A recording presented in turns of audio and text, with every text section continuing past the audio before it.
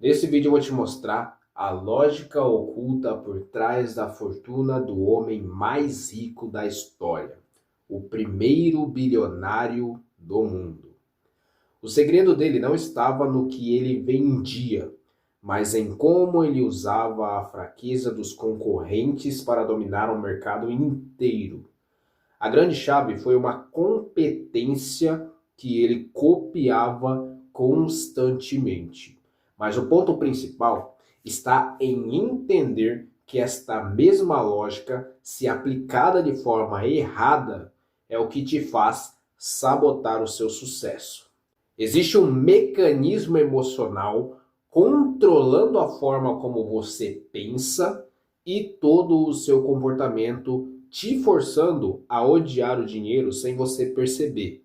E é justamente essa visão que diferencia pessoas comuns de pessoas milionárias.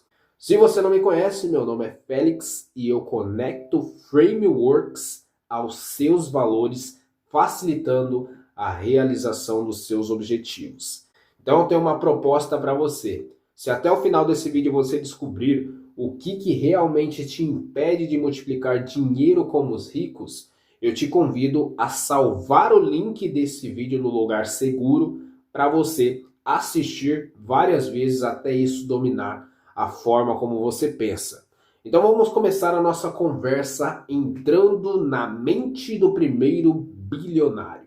Quando a gente entra nessa jornada de tentar entender como ricos ficaram ricos, a gente pensa na riqueza do John Rockefeller. E muitos acreditam que a riqueza desse homem veio de uma genialidade econômica que muita parte da população não tem. E a verdade é que essa genialidade que ele possuiu enquanto ele estava vivo, ela foi forjada por dois valores antagônicos que partiram dos seus pais. A mãe dele, a Eliza Davidson, que era uma batista devota, ela ensinou a ética com a seguinte frase: o desperdício voluntário gera uma miséria lamentável.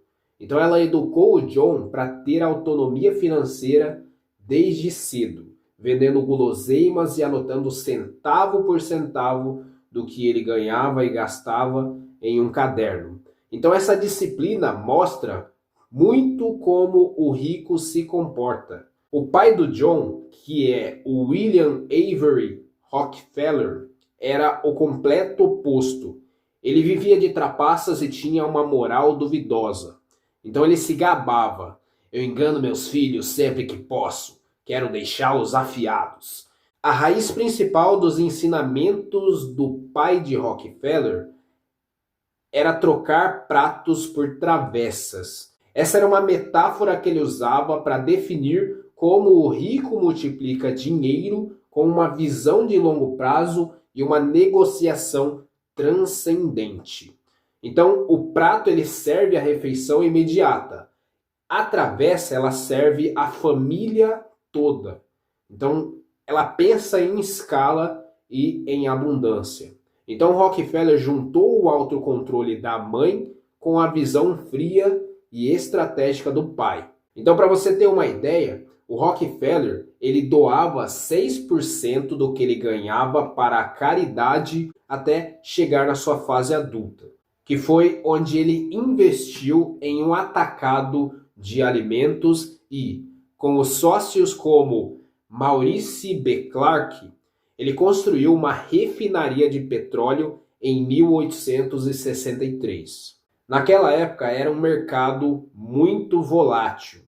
Enquanto seus sócios se desesperavam com a escassez do óleo de baleia, tá acabando o óleo de baleia, o que a gente vai fazer? Os caras estão em pânico. Junto com os concorrentes reclamando dos altos custos dos fretes, ele viu a oportunidade. Então, ele comprou a parte de todos os seus sócios e se tornou o único dono da companhia. Ele fez isso porque ele confiava cegamente no valor que ninguém estava olhando, o valor da prosperidade. Então, ao invés do John temer os problemas do mercado que tinham naquela época, ele comprou as refinarias dos seus concorrentes por um preço muito abaixo, ele formou um cartel e barateou o petróleo, porque ele tinha a meta de se tornar o único responsável pela distribuição mundial. A visão de longo prazo do John Rockefeller não era só sobre os números, mas sobre conseguir ver o valor além do medo que todos estavam sentindo. Então ainda tinha essa pressão dele ir contra os seus sócios, que todos estavam com medo, enquanto o cara estava ali tranquilo. O que molda a sua riqueza é, na verdade, a sua hierarquia de valores. Então a gente só precisa saber como é que o rico pensa e como essa hierarquia está nos controlando.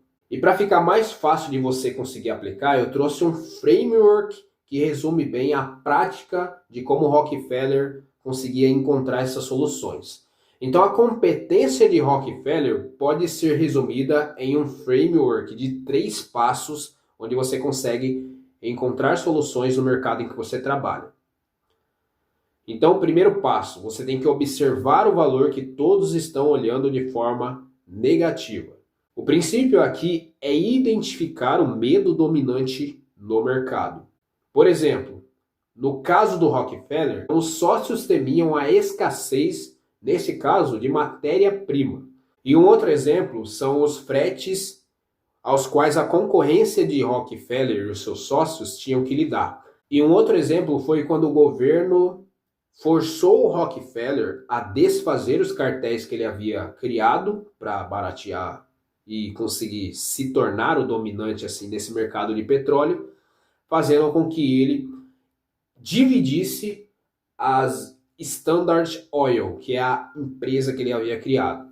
Ok, logo em seguida, indo para o passo 2, você vai procurar um valor alternativo que resolva os medos e os problemas. Então, o princípio aqui é você identificar um valor oposto e mais durável, mais resistente ao tempo. Por exemplo, com relação ao óleo de baleia estar escasso, essa objeção que os sócios tinham, o Rockefeller buscou uma opção mais durável que resultou no petróleo como uma alternativa. Com relação aos fretes e à concorrência, o Rockefeller buscou a economia e a escala, comprando as refinarias e formando o cartel. Outro exemplo, com relação dessa vez à regulação. O Rockefeller buscou a flexibilidade para se adequar às leis. Então ele criou a Standard Oil of New Jersey, burlando o espírito da lei, mas cumprindo a letra. Então até para o governo, o Rockefeller conseguia encontrar alternativas para quebrar as próprias objeções que ele tinha que lidar ali com relação ao dinheiro dele. Em seguida, a gente entra no terceiro passo. Encontre um objeto que prioriza o valor alternativo e use-o como uma solução. O princípio desse passo é tornar o novo valor uma ferramenta de domínio. Com relação ao óleo de baleia, o petróleo foi usado como recurso que promovia a durabilidade. Outro exemplo agora com relação aos fretes e à concorrência. O cartel ele foi criado como uma estrutura que promovia a economia. E com relação às adaptações do governo, o Rockefeller teve que dividir a sua empresa em 33 sociedades como uma forma legal de flexibilidade. Ou seja, o Rockefeller conseguiu utilizar essa flexibilidade para se adaptar às exigências norte-americanas na época. Agora que você viu o lado bilionário de Rockefeller, vamos ver o que a psicologia da riqueza nos ensina para a mente dos meros mortais e como devemos pensar para abandonar uma vida limitada. No livro Os Segredos da Mente Milionária, escritos por T. Harv Eker, ele conta a história de Stephen. Na infância, a mãe de Stephen dizia que os ricos são gananciosos e lucram com o suor dos pobres. Então ele ouvia isso constantemente. Na vida adulta, Stephen queria ser rico, mas no fundo, a sua mente subconsciente tinha que escolher entre a riqueza lógica e a aprovação emocional da sua mãe. Então adivinha quem ganhou? Só que antes de eu responder, vamos raciocinar um pouquinho. A mente humana funciona dessa maneira. Entre a lógica e as emoções profundamente enraizadas, as emoções quase sempre vencem. Então, foi por isso que Stephen fazia de tudo para se livrar de todo o dinheiro que excedia o estritamente necessário para não ser visto como ganancioso e perder a sua aprovação materna. Ou seja, o valor da aprovação materna estava sabotando o valor da prosperidade ao qual ele queria obter. E relendo alguns trechos do livro, inclusive todas as fontes vão estar aqui na descrição, eu consegui encontrar um framework que foi usado por Eker e Stephen. Então, os dois criaram um plano para mudar essa crença de um jeito que ele conseguia manter a aprovação da mãe.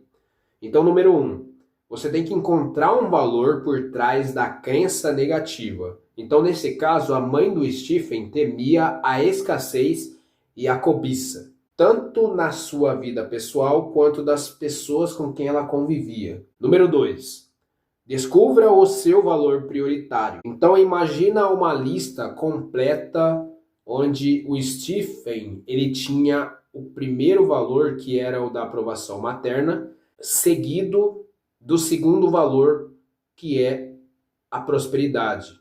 Então, como ele não reconhecia esse valor primário, que na maioria das vezes é inconsciente, a gente não percebe, ele muitas vezes não entendia por que ele não conseguia a sua prosperidade, que na verdade não era uma prioridade para ele, considerando que nas camadas humanas dele, ele não priorizava como o valor de ser respeitado e visto com bons olhos pela sua mãe. Número 3. Se o valor que você possui em sua prioridade depende de outra pessoa, você tem que descobrir o valor por trás do que o outro ama. Então a mãe do Stephen, ela gostava muito de praia, o que simbolizava a paz e a calmaria. São dois valores aí que podem estar entrelaçados. Número 4. Invista estrategicamente. Então, o Stephen comprou uma casa de frente para o mar no Havaí. Então, ele investiu na paz da mãe, reforçando a sua aprovação.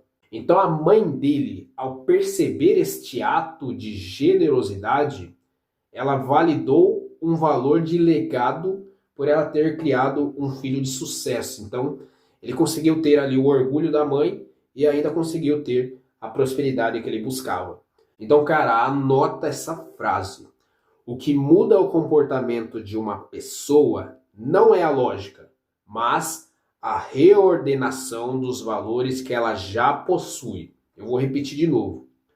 O que muda o comportamento de uma pessoa não é a lógica, mas a reordenação dos valores que ela já possui. Por que os valores têm tanta influência sobre a gente? Porque eles são, em sua maioria, se não todos, não consigo afirmar que sejam todos, mas em sua maioria, emocionais. Então, para resumir, e eu conseguir te entregar os passos finais, primeiro você vai analisar o seu comportamento financeiro padrão, ou seja, o que você sabota, qual que é o valor que está ali impedindo você de realizar um valor que você realmente deseja. E número 2, questione quem me ensinou essa crença e qual o valor emocional que eu estou protegendo. Número 3, aplique o framework para reordenar os seus valores e parar de ser refém da aprovação alheia, que foi o caso do Stephen. E uma reflexão interessante que eu tive quando eu estava escrevendo o roteiro desse vídeo é que isso prova que a gente não é livre, tá ligado? A gente é praticamente gado e meretriz das coisas que nós mais valorizamos. Ou seja, isso controla a maioria das nossas decisões, comportamentos, crenças, nos controla como um todo. E, além disso, eu também cheguei a uma reflexão de que o nosso subconsciente, de uma forma mais prática, não vou afirmar isso com toda certeza, é muito do nosso valor, tá ligado? Então, a gente tem o nosso cérebro lógico, eu não vou lembrar qual lado que é agora do cérebro lógico, mas a gente tem o cérebro lógico e a gente tem o cérebro do valor, que é onde a gente prioriza de forma sem perceber. A gente age implicitamente para defender cada um desses valores desse nosso cérebro que a gente tem. Pelo menos é uma teoria que eu tenho. Me diga aí nos comentários se você concorda, se faz sentido para você. E a competência que o Rockefeller ele copiava dos pais dele, do mercado e também de si mesmo, era essa habilidade de conseguir conversar com os valores. Os 3 valores que quem foi o primeiro bilionário do mundo usou para dominar o mercado e mostrar como o rico multiplica dinheiro foram a visão de longo prazo, ou seja, ele olhava a travessa ao invés de um prato com fundo raso, a disciplina, onde ele anota cada centavo do que entra e do que sai de seu bolso num caderno, e o domínio, usando o cartel para se tornar o único distribuidor de petróleo no mundo. Então, se você sentiu que esse vídeo te deu um conhecimento novo e prático sobre como o rico pensa e como seus valores estão controlando o seu dinheiro, eu te convido a se inscrever aqui no canal. Um abraço e tamo junto!